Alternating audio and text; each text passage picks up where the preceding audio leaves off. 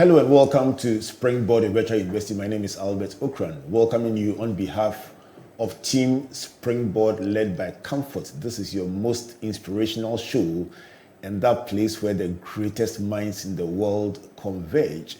Springboard is brought to you by the Springboard Roadshow Foundation and proudly sponsored by MTN Pulse Just Be, the Enterprise Group Enterprise Your Advantage, UMB Bank, celebrating 50 years in banking and Central University, Ghana's premier private Christian university. Our media partners are the Multimedia Group and the Graphic Business.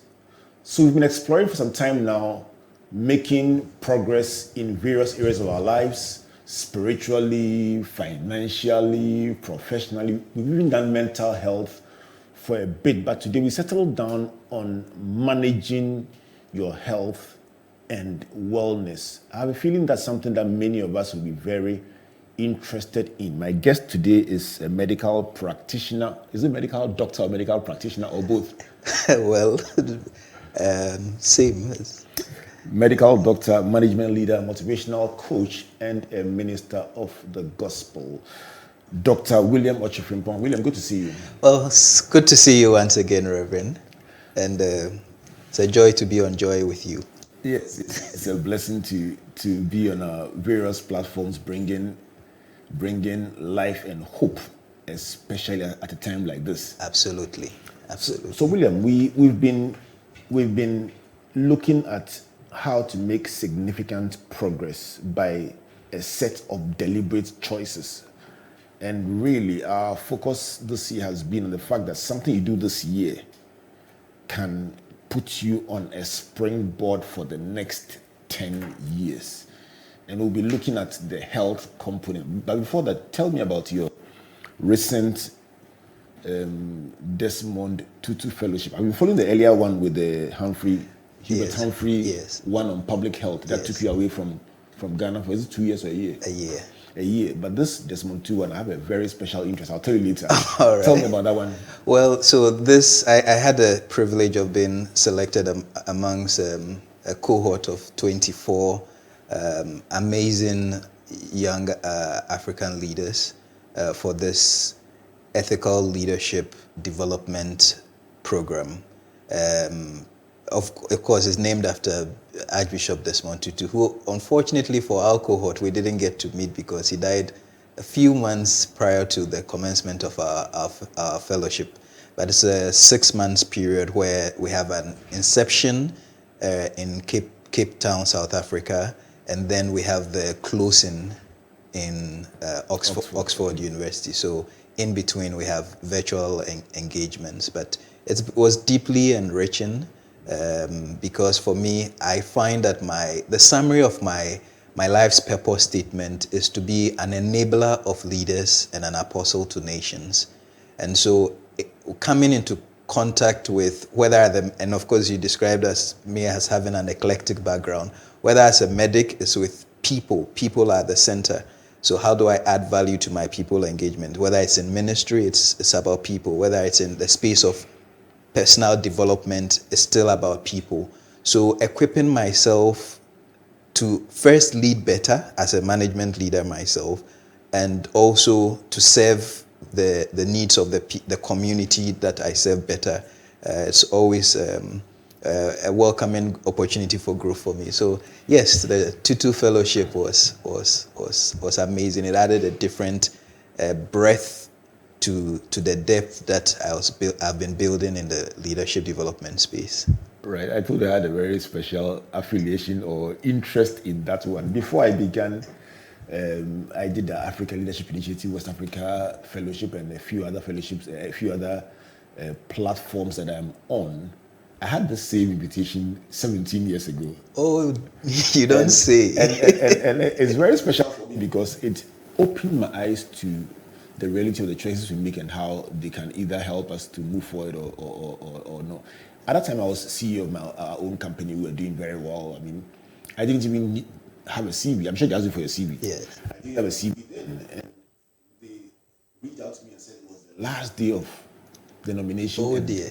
People kept insisting I must be on that fellowship. So they sent me a request and said by 5 p.m. you should send your CV. I sat down and hurriedly put together a CV that I hadn't written and sent it. And right after I clicked send on the email, I started noticing mistakes in the CV. And I knew it wouldn't go well. And I got a call from a very well-spoken lady the next week, and she said, "Is that Mr. Ocran?" I said, "Yeah." I said, "That was a very brilliant submission you made. So many wonderful things you are doing." And all I was waiting for was "but." She said, "However," when you hear but, nevertheless, however, notwithstanding, the Chalanko. And she said, "Oh, it was very competitive and you were not selected." Talking about preparation, what must Africa and by extension Ghana do, or what do we need most? Without wanting to sound as having a cookie cutter solution to the problems, I would say that I think I'll put it in one phrase, that we need effectual leadership. And how do I disaggregate that? Four features.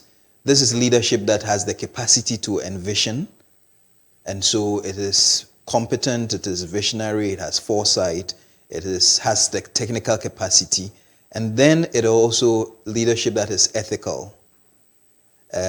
Because at the heart of, especially in most developing countries, the challenges that we face, and our country is no exception, is one of corruption. And if many suggest that if we're even able to solve the problem of corruption, that we would even have more funds to undertake some of the developmental projects we need to execute. And then there is an issue of execution. We are blessed with, leaders who can envision, but I think we haven't had the leaders who have had the ability to transition from communicating vision into execution. So there's a lot of lofty ideas on paper, strategies that we are discussing every time. We need to do this, we need to do that. But the capacity to translate vision into action, execution, is lacking. So execution and evaluation. Obviously, if you execute, you must be evaluating whether what you're doing is bringing the results that you originally intend. And the last one would be empathy, where leadership is people focused, because there must be a connection between the leader and the led. If that kind of empathy, that kind of trust, that kind of care is not built, we'll just be running as if we're operating a mechanical system. So leadership that delivers results for its people, I believe, is visionary, it is ethical, it has the ability to execute and evaluate, and it is empathetic towards the needs and concerns of its people. So envision, ethical, execution, and evaluation paired together, and then empathy. Of the four, which one do you think we lack the most at this time? Good question. I would settle on execution and evaluation, because I think that not just in our country, but across Africa, we can say that there's a depth of intellectual or competent leaders in thought. There's a lot of thought leaders. There's a lot of policy prescriptions. In fact, if you look at our books, you see a lot of great ideas. I think where the nexus hasn't been established well is with the execution. So how do we frame the vision such that when we are implementing it looks different? Or is it that our research is not strong enough or relevant enough? Or are we using examples that we haven't done enough local research such that the basis of our theory is from another ecosystem and it doesn't translate well here? So all of those have to be looked at. But if we get the execution and the evaluation right, that if you're even doing it, evaluating to see whether this thing that I set out to do is actually giving me the results that I thought it would give me, so that I know when to pull the brakes rather than throwing a lot of funding and then it goes down the drain. Let me pull the brakes now and move on to evaluation of our health and wellness. It's a nice way to segue into Indeed. So let's, for the benefit of someone listening, just to give us a contextual framework, when we say health and wellness, what are we looking at? What are the components? Where should our interest be? We work with WHO's definition. They give us a certain definition that hides nothing. They say it's a complete state of physical, mental, and social well-being, and not just the absence of disease or infirmity. So that really encompasses everything. It's a complete state of mental, social, and what? And physical well-being. Physical, yes, physical, mental, and social well-being. You know, some would even break it down to include spiritual, as well as financial and intellectual.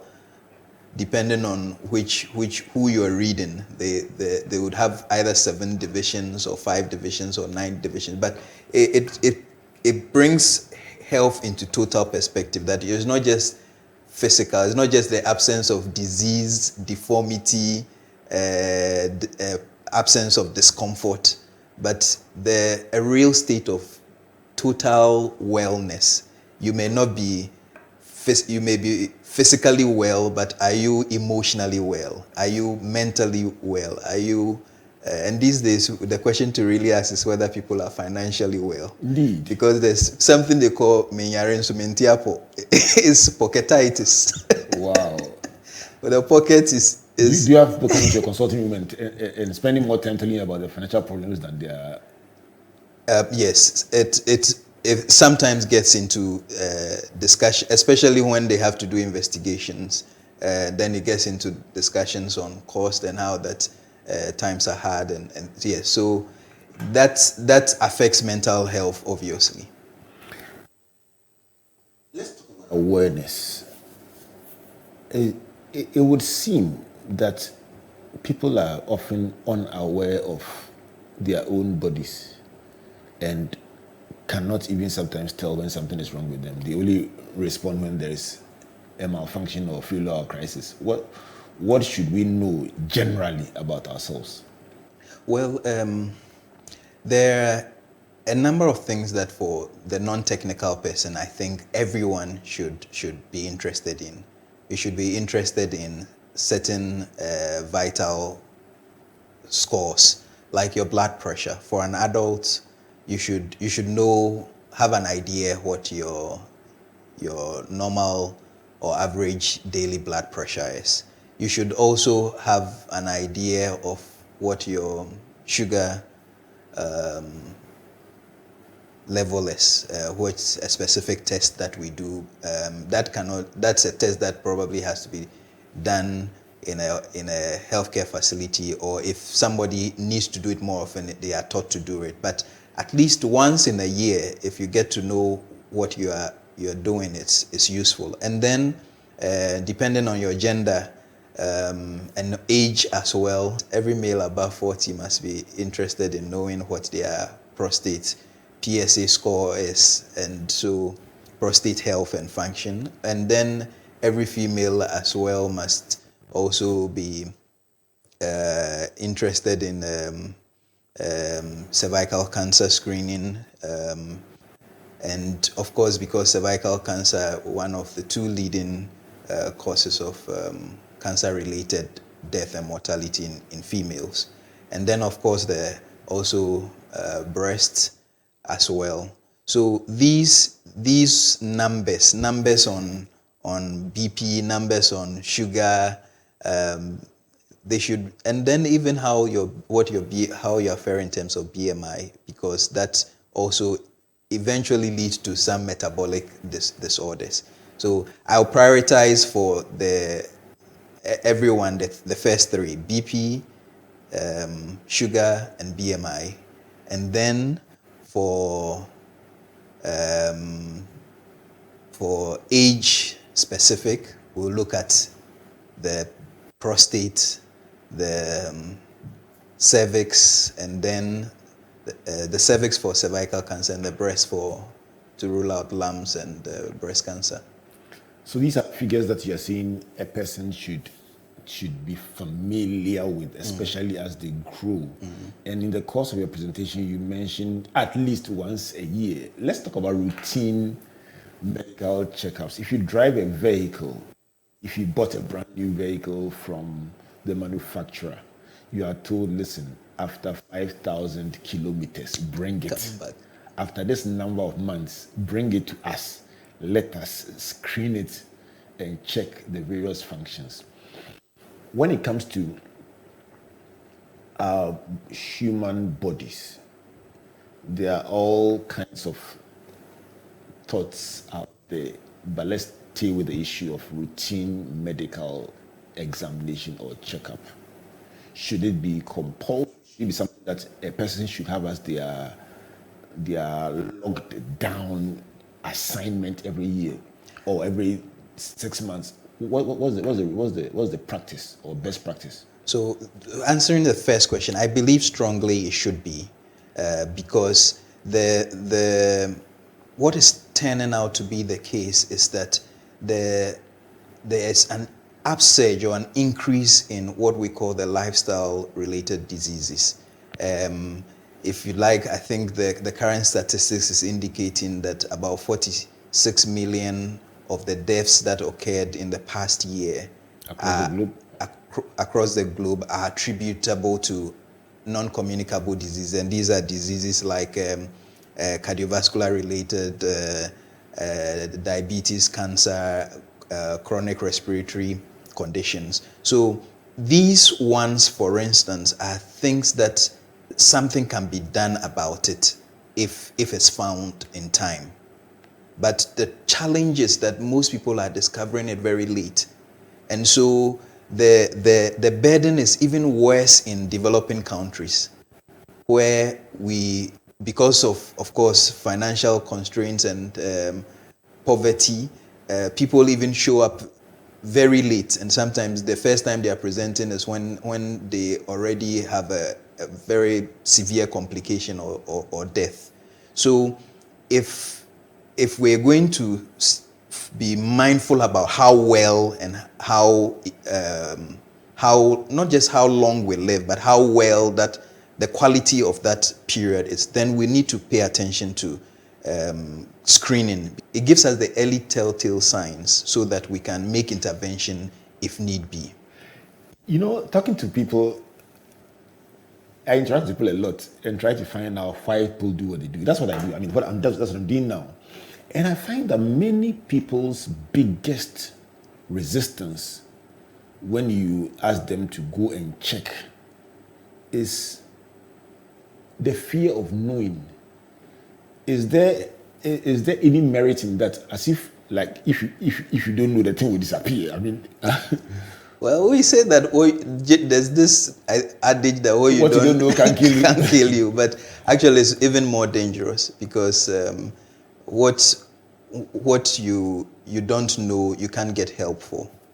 And as I keep harping on the non-communicable, the cardiovascular causes of death. For instance, hypertension is silent. If someone has hypertension, generally for many years they have no symptoms. When you begin to have symptoms, then it means that you are getting into an emergency. You are developing something that could be almost lethal or fatal. So people should make it a practice that and especially for those who say, oh, me mentanyare, or for me, I don't fall ill or sick often. I have great health. There are those that we are concerned about because they may come in when everything is gone flat, when they've lost the window where we could have implemented prevention or correction, and then it now becomes curative. So in a year at least, and sometimes even most HR policies require that we do these screenings, but people just don't commit because of first the anxiety, the fear that what would they find, and then also, well, I feel I'm all right, it's a waste of time. I would just be, it's almost like doing an insurance policy. It's until you have an event that you see how important that insurance policy is. But most times it's a painful for people to pay. They only do the motor insurance because the law requires it. So maybe we, as a matter of policy, we should be looking at making it compulsory for every workplace to insist that at the beginning of the year, or maybe people should tie it with their birthdays, but it should be a personal goal that if you want to live long, it shouldn't just be living long, but living in good health whilst living to a ripe old age. So you are saying once a year, and if you think you will forget, tie it to your birthday. Absolutely. So every birthday month or week, yes, you go for that medical examination.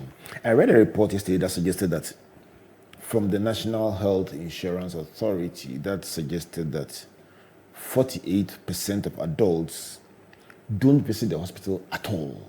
That's probably 1 out of 2. Don't go to hospital at all. And the part that was very interesting, it said that men are more guilty than the women, and that men often only try to get help when it's almost too late. And somebody said it on the show a year ago. Will that be the case, and if so, why? It's spot on. It's spot on. And I can share with you statistics or data from my own hospital for the past 3 years. The data suggests that we have a higher female attendance than male, and it's actually averaging for the last 3 years 69% female attendance against 31% male attendance. So it's not even that close. It's that significant. And I mean, some would say that, well, there are many more females already in the population than males, so it should be normal. But then if you look at the gap, it doesn't suggest this. Some will also say that, well, the females take care of the children. Children are usually often sick, so when they come to the hospital with the children, they take advantage of that and also present their own conditions. So that could explain that. Well, some also say that women have reproductive and childbearing needs that take them more. But there have been studies that have discounted all of these and made it an even playing field, and still found that between the ages of 19 to 59, that the health-seeking behavior is better in females. And the reasons are, one, actually, that there is some part of the male constitution to be, bullish about things. Oh, you have a pain here, so it's normal. You know, you have to be a man. How can a man just go to hospital simply because he has a headache? So it's a bit of male egoism there, and also a bit about, well, it's a waste of time. I need to go and make money to provide for the family, and I'll lose that time when I'm going to the hospital. There, some also a bit about, again, the male constitution that does not like taking instructions. So if I go and then they tell me to do, they are telling me how to live, what to do, etc. An independent studies also actually found that when you come to a hospital, the level of compliance, the females comply more with the directives that they are given than the males. So if you put all of that together, I'm not surprised that we're seeing this situation play out. This is Springboard Virtual University. My guest, Dr. William Okyere-Frempong, helping us to understand our bodies, how to manage our bodies like a brand new car that God gave you. And he is suggesting that every year you make it a routine to go check on your medical condition with a professional place. And when you go, some of the things you should be interested in, especially as an adult, include your body mass index, your blood pressure, your sugar level. He says these are basics. And then also, as you grow older, be interested, if you're a woman, in your cervical health or cervical cancer tests, and then also your breast care.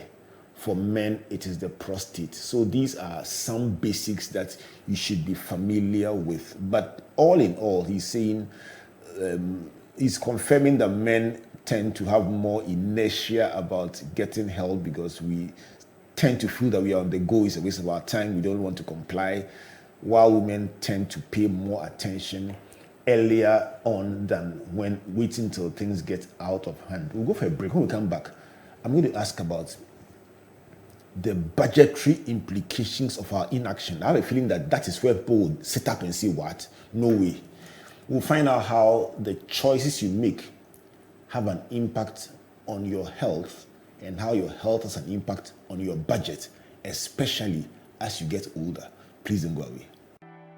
There once was a man who had it all.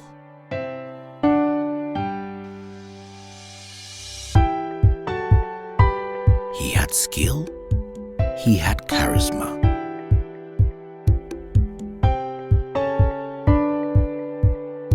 He was loved by all, but above all, he knew the importance of helping others, lifting others up.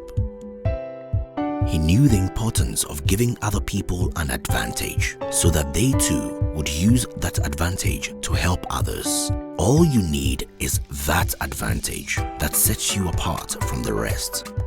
And when you discover that advantage, life's challenges don't seem so daunting anymore.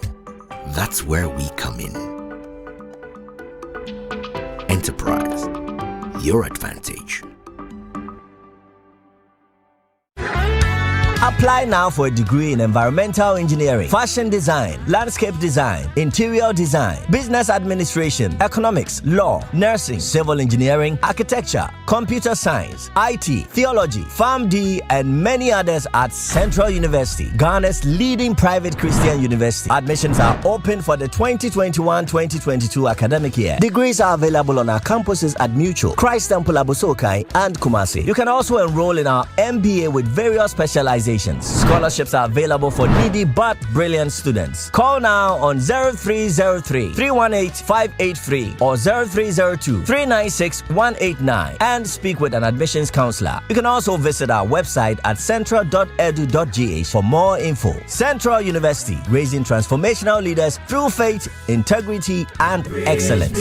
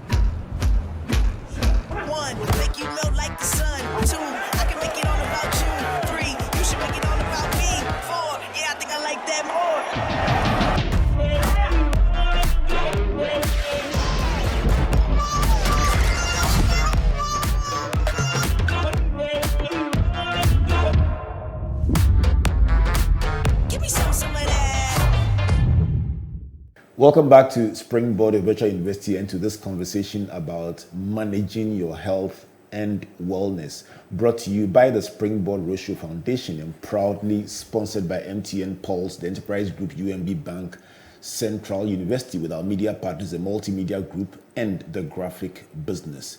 My guest, Dr. William Okyere-Frempong, reminding us of the importance of managing your body just like you manage a brand new car, taking it to servicing routinely, and he says once a year. Make it a point to take it to the medical facility to have it checked thoroughly. And he says if you think you forget, make that a birthday routine. The week of your birthday or the month of your birthday, go for that routine annual medical examination. He also says that there are some basic things that you must keep your pulse points or your eyes on, including your body mass index, your blood sugar level, your blood pressure. Blood pressure. I was almost going to say hypertension, but that's not the right one. Your blood pressure level, yes. And then as you grow older, for men, your prostate, and then for women, cervical health, as well as your breast care. William, do you think that a more empathetic, to borrow your word, empathetic approach to medicine, where the doctor connects better with patients, explains things better, looks pleased, not just doctors, but all caregivers, show more empathy, will encourage more people to go to the hospital? Because growing up, many people said they didn't like one subject or another because the teacher was not friendly or did not teach it well. Do you think there must be a paradigm shift in the relationship between caregivers and patients? Absolutely. On both, I agree on both counts that the patient's health-seeking behavior would improve if there's also a good relationship with the provider, and then as well the need for us as we practice medicine here to keep improving our engagement with clients. I know that for those who seek healthcare from the private sector, there's a lot of more cordial engagement. Primarily, the challenges with the public care facilities, and it's not because there are no great doctors there, but sometimes there's a need. There's a pressing need to balance the numbers and the time available, so that if you started your clinic already and you see that there are 100 people behind your door, to have a meaningful engagement with each patient, even if you were doing 15 to 20 minutes with them, that translates to 20 times 100. That translates to some 2,000 hours.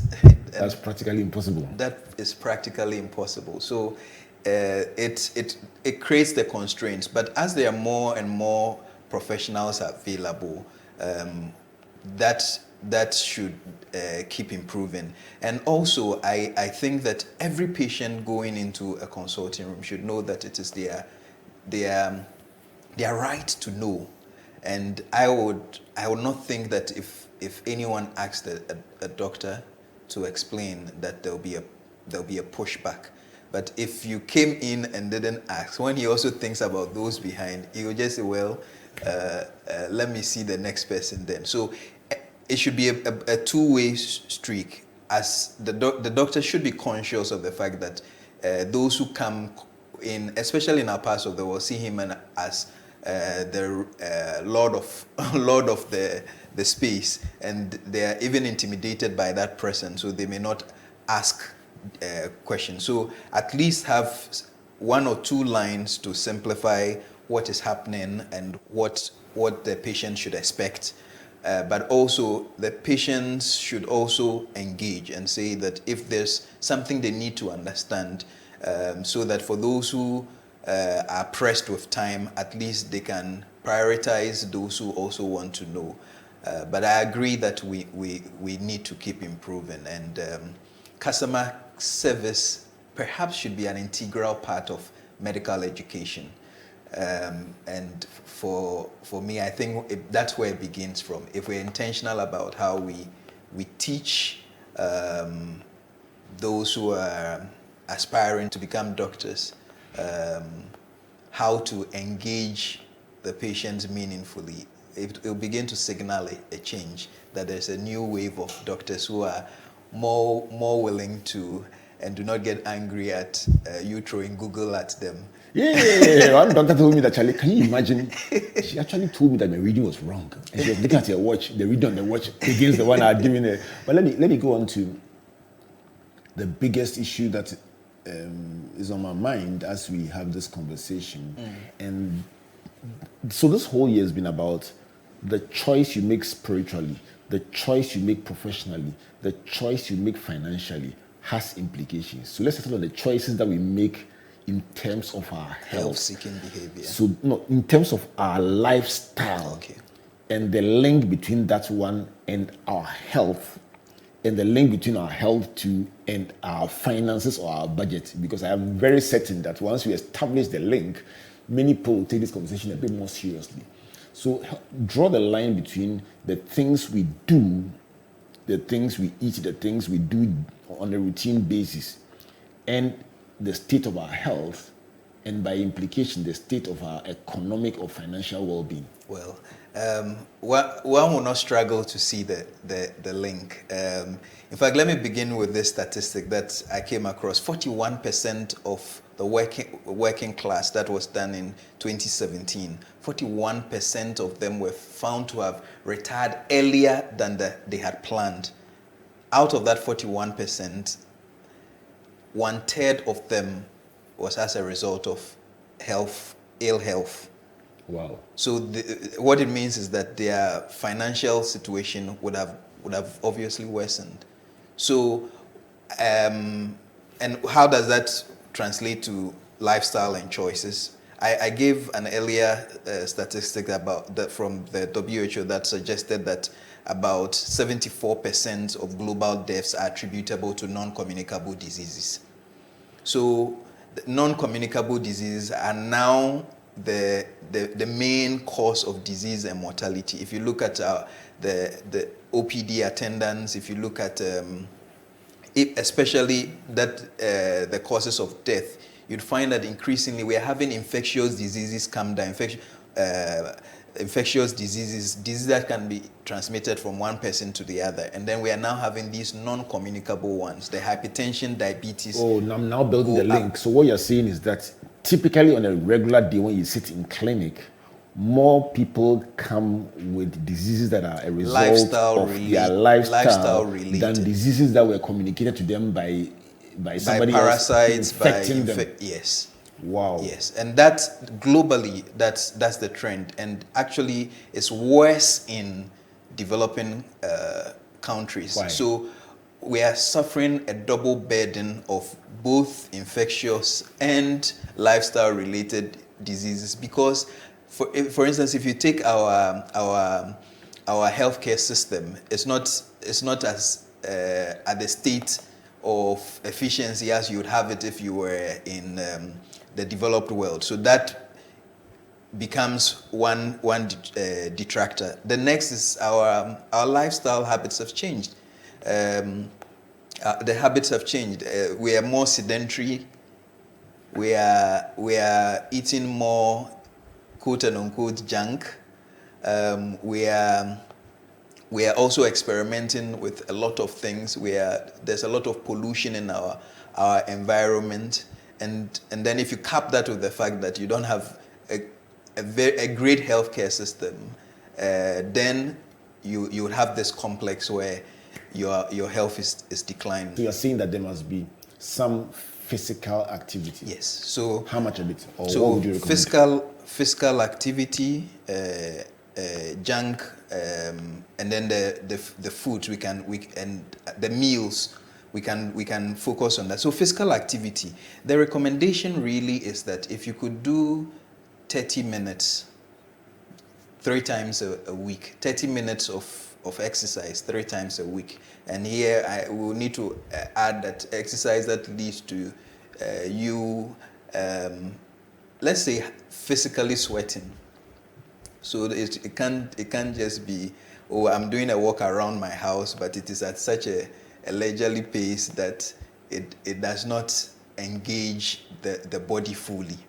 And swimming could also be a very useful alternative as well. But in the minimum, these days, if you go online, you find a lot of videos on exercise routine. So if you subscribe to any, or there's a television channel that you could work out with in the morning, some aerobics, get yourself sweating, get the heart pumping.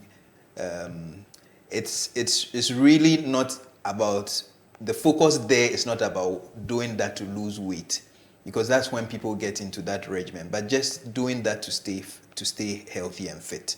A good friend of mine, a nutritionist, who gave me a rubric that is great for patient communication, and he says that your meals must always be A, B, C, D. So the A, and this is credit to Nana Kofi Owusu, he says the A is that you should ensure that your meal is always adequate. Okay. So adequate in terms of the portion, the portions. So it meets your daily caloric needs. There are some who, by reason of the work they do, if, for instance, you're into manual work, you're digging construction, your breakfast may not be a typical English breakfast because it will not suffice for your needs. So the one who does sedentary work does not need a lot of that calorie. So if you started with a very big, bulky breakfast, then you are not, you are being disproportionate. So it should be adequate for the body, for the age, the physical activity, and the daily needs of the person. So that's A. Then B, it should be balanced. Balanced means that it should have a fair representation in adequate amount of the various food groups. So it should not just be a carbohydrate-based diet. I listen to a radio station, and there are some people who contribute to sports. There's one who says that his name is Wache 5 CDC Shitong. It's been trending for some time now. I think that beyond the laughter and everything, I recently heard somebody say that a vendor had made a statement that should the economic challenges continue, now when you buy rice, you have to buy the stew separately before you even buy the meat. So the Shitong is like saying, you can't even afford the meat. So it has to be balanced. There has to be vegetables. There has to be, and we don't do a lot of vegetables in our parts of the world. So right. The balance has to be there. And then C is for control. Okay. Control means that there should be a stop and start button. There should be some rhythm. There should be breakfast, there should be lunch, there should be supper. It's not continuous eating. Okay. So there's some that eat every time. There's no restriction. You must be able to control when you are eating and also how much you are eating. The times where food is served, and it's almost like the proportions of everything is out. It's like the fufu is there, and it's almost like it's a zoo.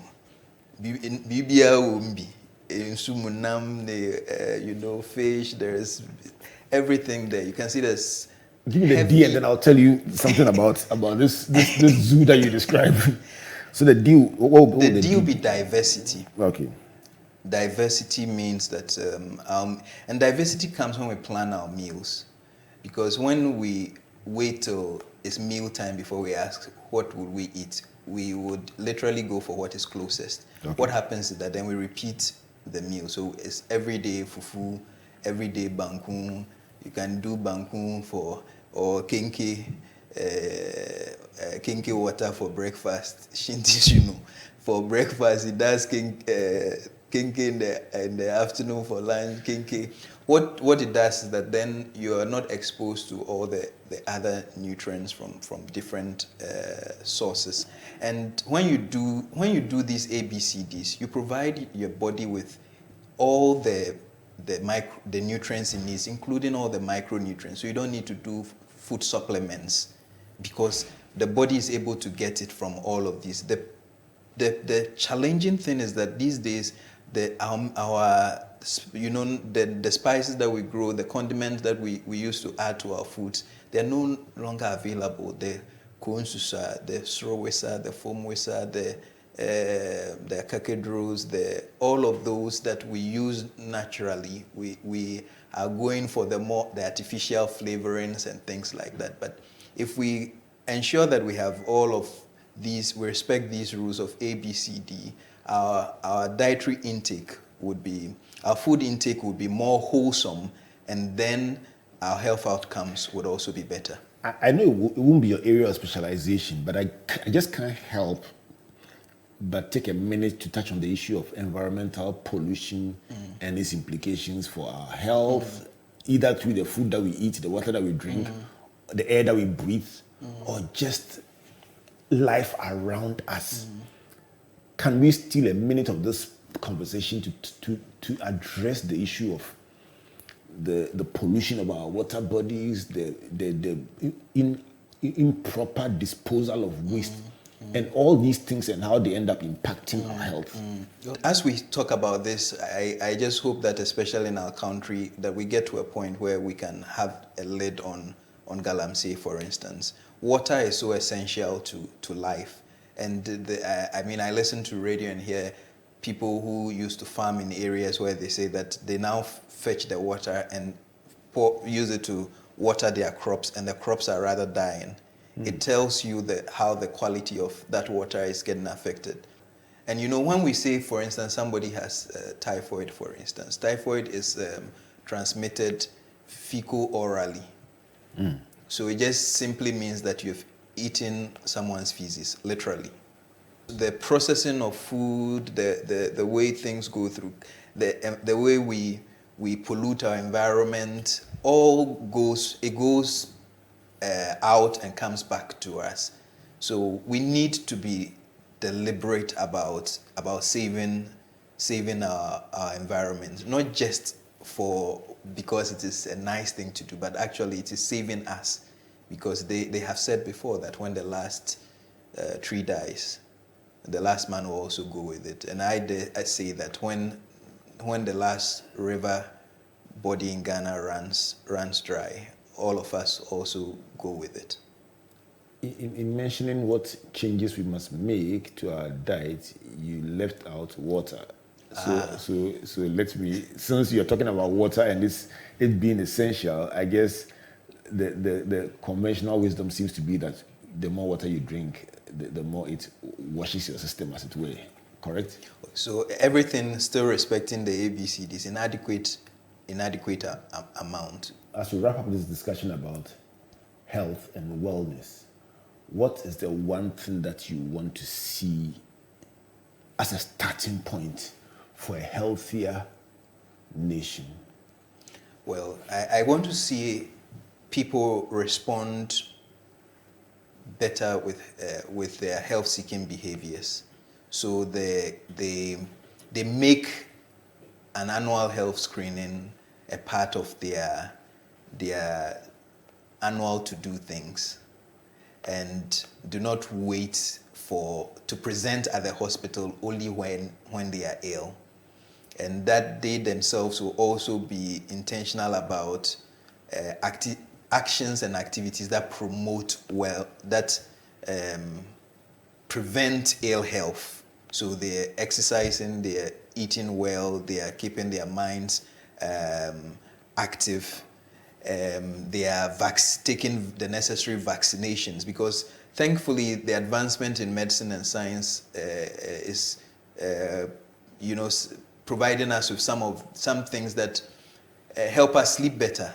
So there are lots of vaccines that are available that you can take that give you a certain assurance that if there is this infectious agent around, that at least you have some level of protection.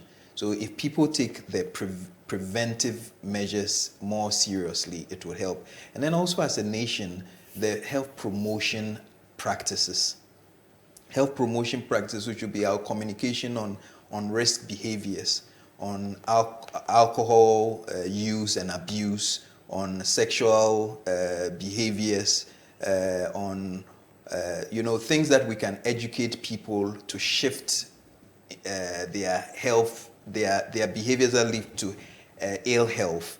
So promote good health practices. So, and then we can also now look at the preservation. The preservation comes in with curative, so where you are ill and you are seeking proper treatment, not talking to a friend and say, oh, when I had this, they gave me this. So you self-prescribe, you self-medicate, and yet you don't know what dose is good for you.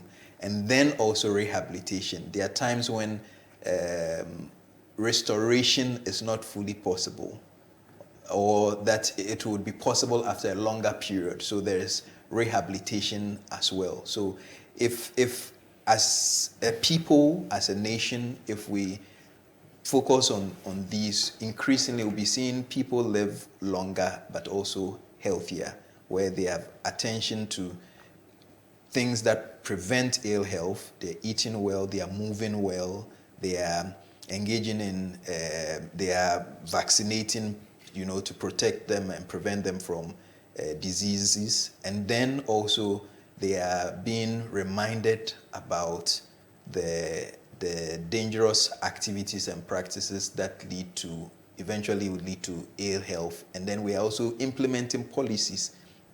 For instance, there are countries where there is all the saturated fat we are talking about and junk food. There's junk food task, and it's intentional because they want to reduce the burden of NCDs or non-communicable diseases, because it costs the nation to treat that. So if there's tax, then people will go for healthier options more. There's all of this communication around that. Then plus, lastly, we look at the curative, that if you're ill, you must report to a competent provider who would be able to effectively diagnose and then treat the condition in order to help restore your health. And if that also needs rehabilitation as well, in order for you to cope with the situation that has emerged, then you do that.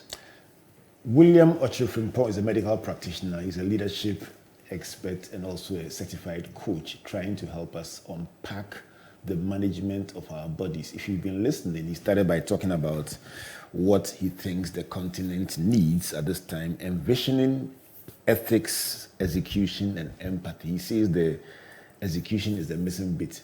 I think the empathy is the missing bit, because when you have empathy, you do all the other three. Well, but that's my own opinion. The second one, he says, the WHO defines health as a complete state of physical, social, and mental well-being, not just the absence of disease or deformity. But he's saying that these days the definition of physical, social, and mental has been extended to involve spiritual, financial, especially, because you can't avoid that one. The third one is about awareness, and he's reminding us that many people don't really know their bodies, and he's saying at least at the very basic, know your BMI, be familiar with your blood pressure levels, and then also your sugar levels. And as you grow older, for men, be interested in your prostate, and for women, cervical health as well as breast care.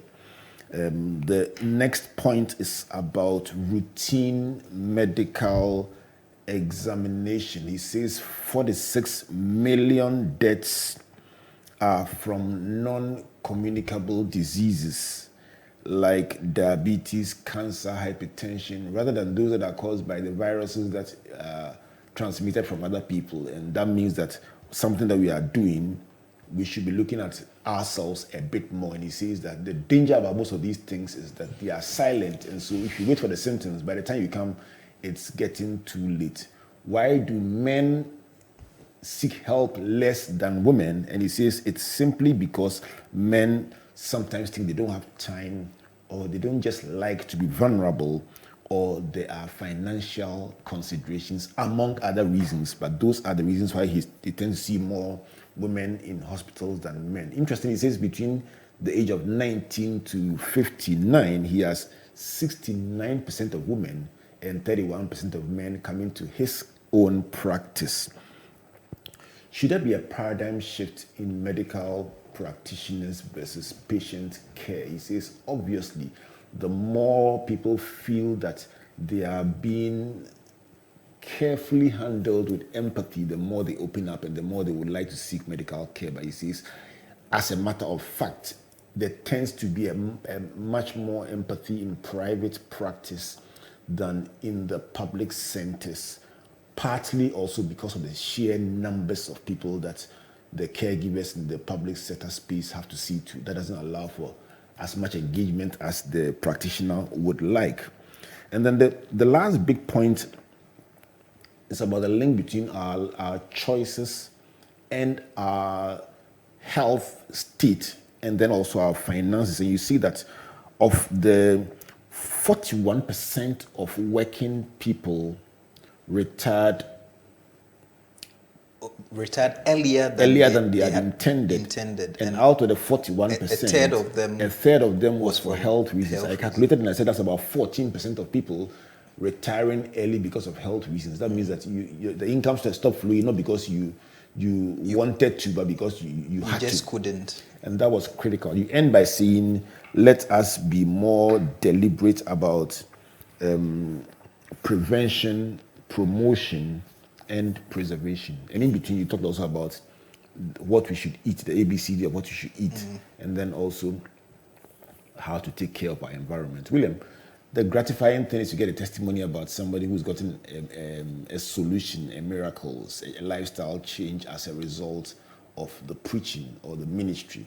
For the teacher, the students' results and they passing their exams gives them that fulfillment. For you as a medical practitioner, what is that thing that gives you the feeling that, yes, we got it right? Well, the story of change. Give me one. So I'll share one of